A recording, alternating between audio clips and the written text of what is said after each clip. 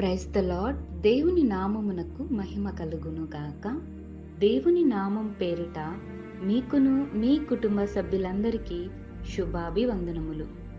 ఈరోజు దేవుని వాగ్దానము, టుడే గాడ్స్ ప్రామిస్.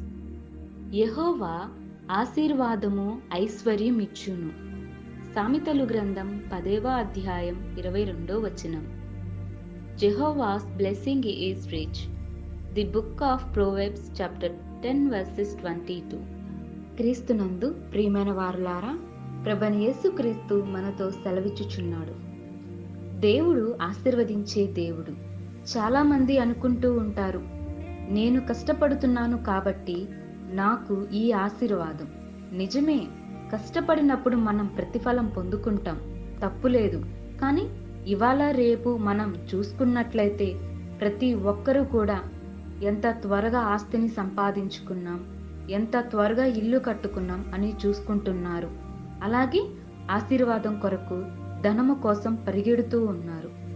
కానీ దేవుడు ఒక మాట అంటున్నాడు, నువ్వు ఎంత కష్టపడినా నరుల యొక్క కష్టం వలన అది ఎక్కువ కాదు, అది నా ఆశీర్వాదం వల్ల ఎక్కువ అవుతుంది.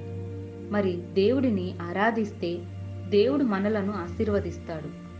దానితో పాటు సమాధానమును, సంతోషాన్ని, నీ ఆస్తి అంతటిని కంచెగా పెడతాడు. యేసయ్య ఆశీర్వాదం చాలా గొప్పదండి. మనం కష్టపడేది అంతా కూడా చిల్లు సంచిలో పడినట్లుగా ఏదో ఒక సమస్యలో మన సంపద మొత్తం తొలగిపోతుంది. కానీ దేవుడిచ్చే ఆశీర్వాదం బహు విలువైనది.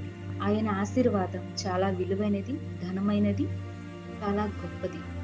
అలాగే యోబుని చూడండి. యోబు మొదట బహు ఆస్తిపరుడు. అలాగే తనకు శ్రమలు సంభవించినప్పుడు సమస్త ఐశ్వర్యాన్ని కోల్పోయాడు. అయినా దేవుని యందు యథార్థతను కలిగి ఆయనను ఆరాధించాడు. ఆయననే పూజించి కొనియాడాడు.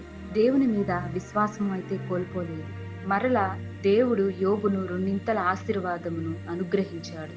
కాబట్టి మనము కూడా దేవుని యందు యథార్థం కలిగి నీతిగా ఎంచబడి దేవుడు మనకిచ్చే ఆశీర్వాదమును చాలా విలువైనది. కాబట్టి మనం ఆయనను ఘనపరిచి మన ప్రార్థన విన్నపములు ఆయనకు తెలియపరుచుకుందాం. ప్రార్థన. ప్రేమమయుడ, జీవము గల దేవా, మరి ఒక శ్రేష్టమైన దినమును మాకు దయచేసినందుకు నీకే వందనములు, స్తోత్రములు దేవా. ఈ వాక్యం ద్వారా మాతో మాట్లాడి మా అందరి జీవితాలలో ఫలింప చేయము తండ్రి. లోకంలో ఉండే ప్రతి ఒక్కరూ ధనము కోసం, ఐశ్వర్యం కోసం పరిగెడుతూ ఉన్నారు.